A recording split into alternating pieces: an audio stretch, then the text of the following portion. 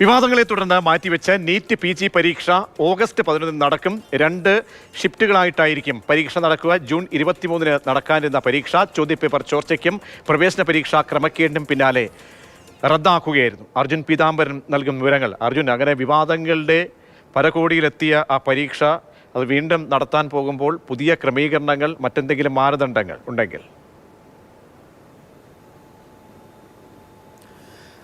പ്രധാനമായിട്ടും 2 ഷിഫ്റ്റുകളിൽ തന്നെയായിരിക്കും ഈ പരീക്ഷ നടത്തുക എന്നുള്ള കാര്യം അറിയിച്ചിട്ടുണ്ട്. ഓഗസ്റ്റ് 11 കമ്പ്യൂട്ടർ ബേസ്ഡ് ആയിട്ടായിരിക്കും പൂർണ്ണമായിട്ടും ഈ പരീക്ഷ നടക്കുക എന്നുള്ള കാര്യം കൂടി ഇതിനോടകം തന്നെ national board of examination for medical sciences അറിയിച്ചിട്ടുണ്ട്. നേരത്തെ ഈ പ്രവേശന പരീക്ഷ ക്രമക്കേടുകളും അതുപോലെ തന്നെ ചോദ്യപേപ്പർ ചോർച്ചയും ഒക്കെ ഉണ്ടായ സമയത്ത് അതിൽ ആശങ്ക പ്രകടിപ്പിച്ചും അതുപോലെ തന്നെ ലോജിസ്റ്റിക് ഇഷ്യൂകൾ ഉണ്ട് എന്നുള്ള കാര്യം കൂടി ചൂണ്ടിക്കാട്ടിയായിരുന്നു. അന്ന് ആരോഗ്യ മന്ത്രാലയവും അതുപോലെ തന്നെ ഈ മെഡിക്കൽ സയൻസസ് എക്സാമിനേഷൻ നടത്തുന്ന നാഷണൽ ബോർഡ് ഫോർ എക്സാമിനേഷനും ഈ പരീക്ഷ റദ്ദാക്കിയത്. ഏകദേശം 1,70,75,000-ലധികം വിദ്യാർത്ഥികളാണ് നീറ്റ് PG പരീക്ഷ എഴുതുന്നത്. അതിനുശേഷം എന്നീ പരീക്ഷ നടത്തും എന്നുള്ള സംബന്ധിച്ച് ഒരു വലിയൊരു ചർച്ച തന്നെ നടന്നിരുന്നു. പ്രത്യേകിച്ചും ആരോഗ്യ മന്ത്രാലയം അതുപോലെ തന്നെ ഈ ദേശീയ പരീക്ഷാ ഏജൻസി പരീക്ഷാ ബോർഡും തമ്മിൽ ലോജിസ്റ്റിക് കാര്യങ്ങളടക്കം പരിഹരിച്ച ശേഷമാണ് ഇപ്പോൾ എന്തായാലും ഓഗസ്റ്റ് 11 പരീക്ഷ നടത്താൻ വേണ്ടിയിട്ടുള്ള തീരുമാനത്തിലേക്ക് എത്തിയിരിക്കുന്നത്.